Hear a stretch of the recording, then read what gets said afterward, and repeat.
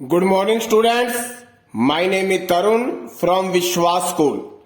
तो आज हम हमारी ऑनलाइन क्लास के अंदर एक टॉपिक करने जा रहे हैं, आलाप। आलाप क्या होता है? संगीत के जो स्वर हैं, जैसे सा रे गा मा पा धा नी, ये संगीत के स्वर हैं।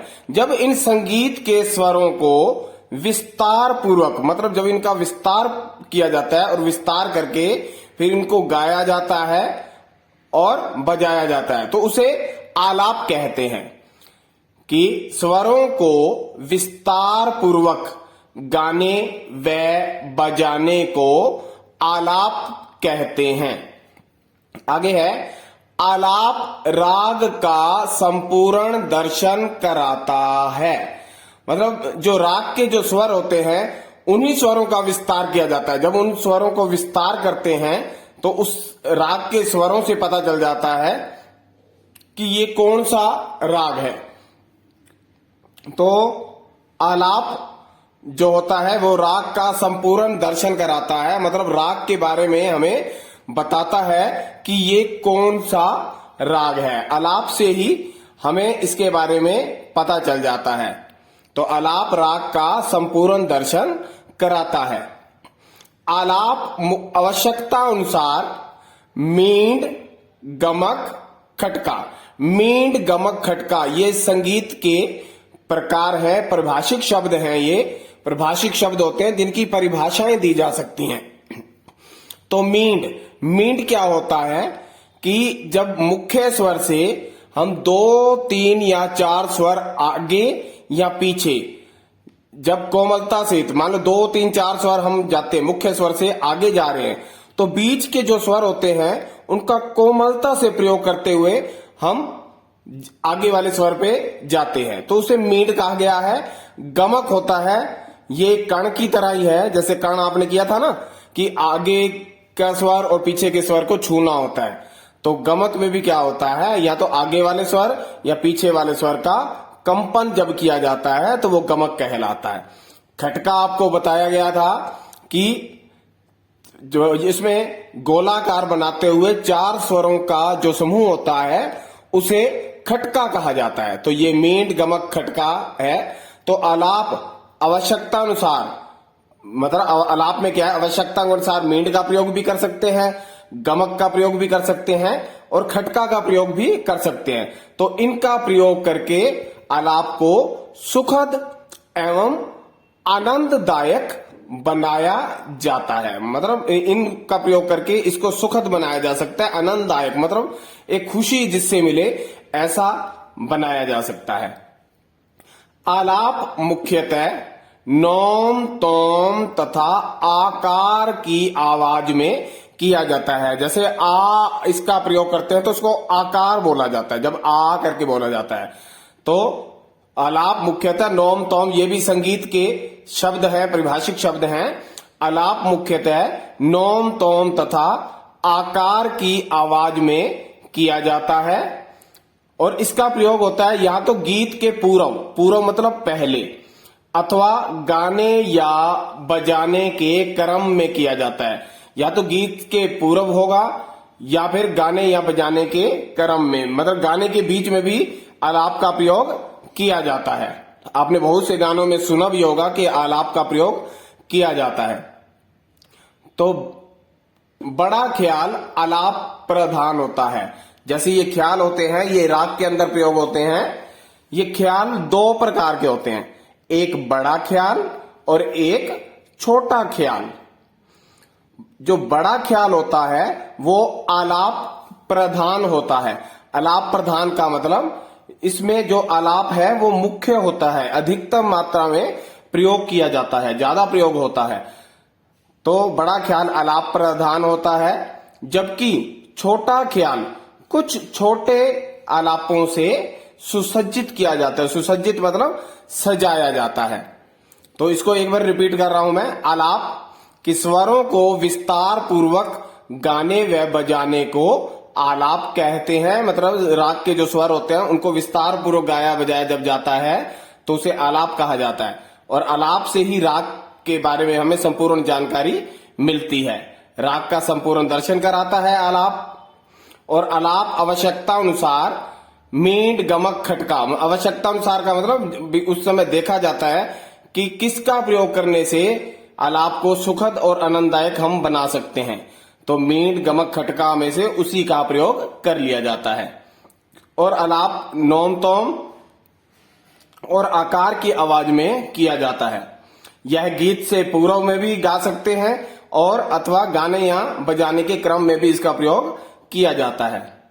बड़ा ख्याल, ख्याल आपको बताए दो होते हैं, एक बड़ा ख्याल और एक छोटा ख्याल। जो बड़ा ख्याल होता है वो आलाप प्रधान होता है, जबकि छोटा ख्याल ये कुछ छोटे छोटे आलापों से सुसज्जित किया जाता है। इसके बाद करेंगे हम मूर्छना। मूर्छना क्या होता है? मूर्छना का अर्थ है मस्ती, मोहित होना, आकर्षण, आकर्षण मतलब आकर्षित होना, या आनंद विभोर होना मतलब आनंद से भर जाना। तो मूर्छना का अर्थ है मस्ती, मोहित होना, आकर्षण या आनंद विभोर होना।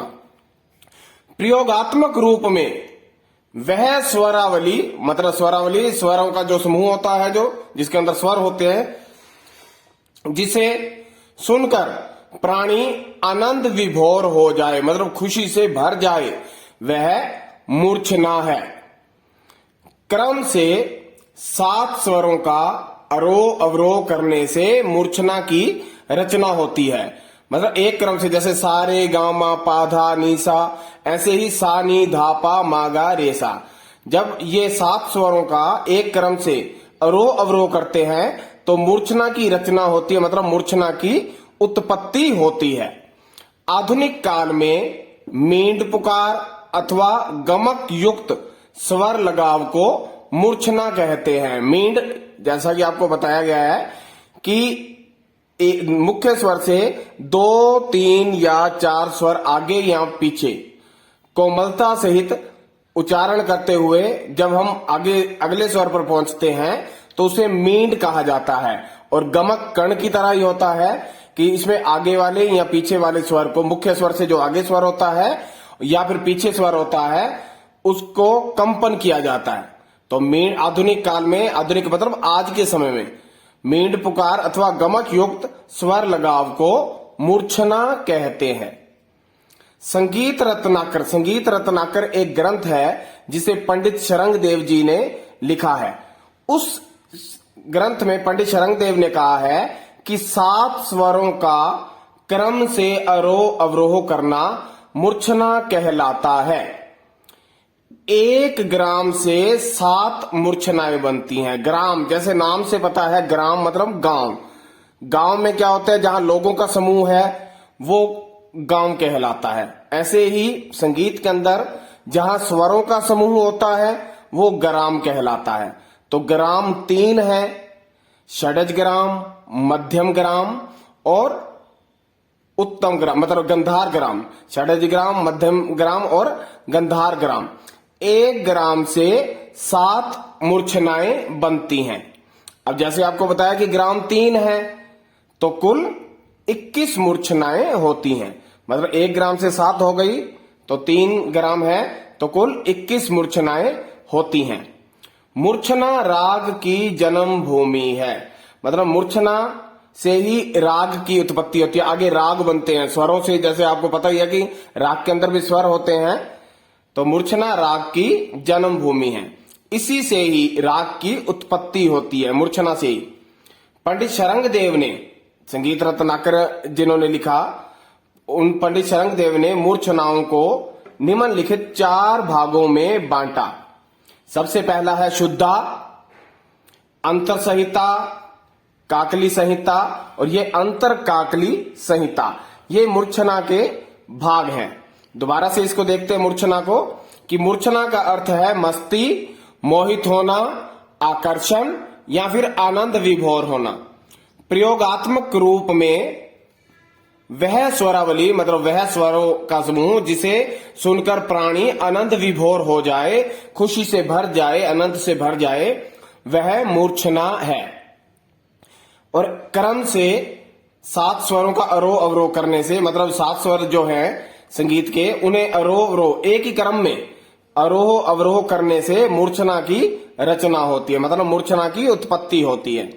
आधुनिक काल में, आधुनिक काल मतलब जो अब समय चल रहा है, उसमें मींड पुकार अथवा गमक युक्त स्वर लगाव को मूर्छना कहते हैं। मींड और गमक के बारे में आपको बता दिया गया है कि क्या होते हैं ये।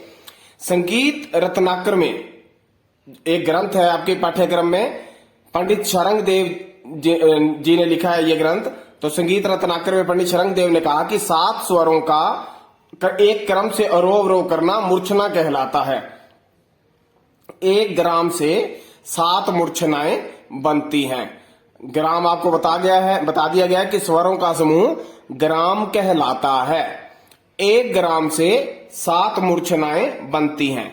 तो ग्राम तीन है, षडज ग्राम, मध्यम ग्राम और गंधार ग्राम। ग्राम तीन है तो कुल 21 मूर्छनाएं, मतलब एक से सात है तो 3 से 21 मूर्छनाएं होती हैं। मूर्छना से ही राग की उत्पत्ति होती है। और पंडित शरंग देव ने मूर्छनाओं को निम्नलिखित 4 भागों में डिवाइड किया है, बांटा है। सबसे पहला है शुद्धा, फिर अंतर संहिता, काकली संहिता और अंतर काकली संहिता। तो ये था हमारा मूर्छना वाला टॉपिक। तो आज के लिए इतना ही। Thank you.